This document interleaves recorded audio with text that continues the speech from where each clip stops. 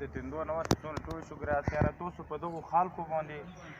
چې کوم اعتماد وکړو کوم بروسه وکړه یقین ولره دا خلک د تاسو نه کوم متاثر دي او دا خلک د تاسو کوم احسان مني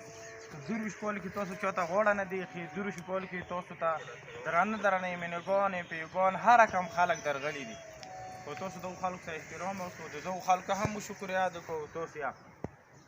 او بل مو دا خبره واله وکړه چې امید دی پر د ټولو نیتونو صفا دي دا مسله به خدای په خیر ته راته راوړي چې کوم پوینټونه او کوم هغه تاسو سره مو بیان کړي تاسو سره بیان کړلو هغه کاغذ به د ملګري ته بیان کړي مو محمود صاحب یوه دوې خبرې مو دغه کاغذ کې نه دي لیکلي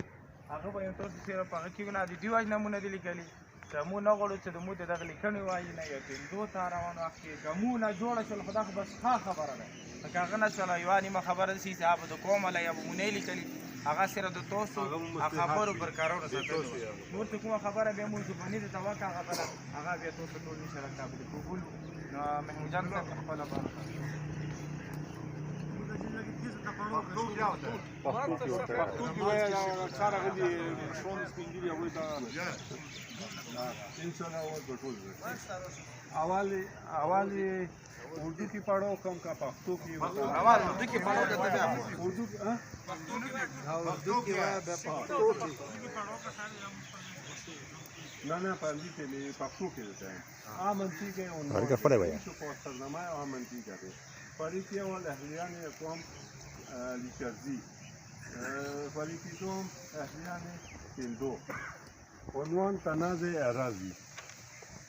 فریقین کې مابین فریقین منځ کا ډیر وخت نه د قومي شمولات تقسیمولو باندې تنازع وه دې دوران کې سرکاري او قومي سطح باندې ډېرې جرګې وشوې خو هغه سودمندې ثابتې نه شولې آخر کار دواړو فریقینو اهل تشیعي قومي جرګې سره به یې تصفیه رجوع وکړلو مو جرګه ممبران دواړو فریقینو بیانونه واورېدل او دواړو فریقین مو په دغې خبرې راضي کړل نمبر 1 خبره قوم لیشرزي څومره ځمکه دی دا به ټوله تقسیمیږي نمبر 2 کومه شملات دی مطلب ما شملات ځمکې نه به دلته ما مطلبي شملات نمبر 2 لیکلی دا هلته اوسه لیکلی دی نمبر 2 تقسیم که در طریقه کار تقسیم طریقه کار بنده جرگه تعیین کوي چې تقسیم مو څنګه کوو دواړه فریقین به 9 تاریخ لسمه میاشت 2021 پورې مکمل پرامن اوسي او که کومې فریق خلاف ورزي وکړه نو هغه به 10 کروڑه روپۍ جرمانه ادا کوي هغه کې 15 کروڑه روپۍ جرګې ته ورکوي او 15 کروڑه روپۍ به سرکار ته داخلوي دا یوه خبره دا ده چې کومه مو لیکلې نه ده په دغه څو ورځې سرسي 28 یا 29 یا ماته مو 50 ورځې رسي اخویدو محرم روان دی محرم وختي چلم روان دی دویمه دا چې دو څلوېښتي دي نه دغه طریقه پرې به مقام ته دا چې کومه مرچې کې به د سړی نه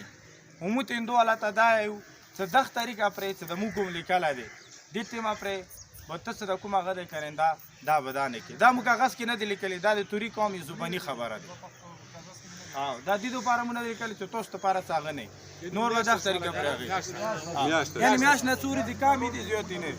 بل 9 طریقه پورې دا کاغذ دی نن 11 دی بل 9 طریقه پورې مولانا صاحب بل 9 طریقه پورې